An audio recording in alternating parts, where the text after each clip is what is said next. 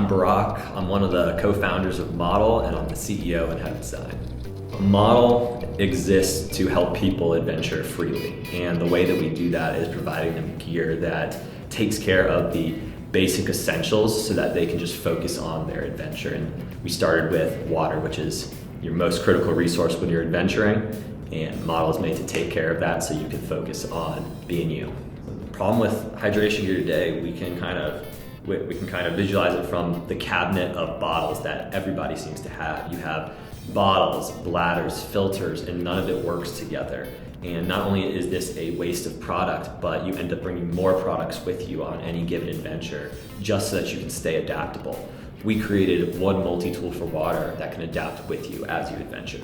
We're actually going to be developing a whole new system right here, loops, that allow you to attach MODL to anything, but also allow you to strap anything to anything else.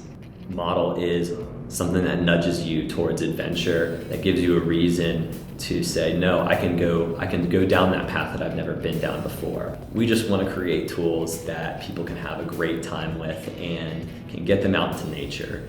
That's why we want to be a part of all of this, and that's why we want to get MODL out to the world. So thank you.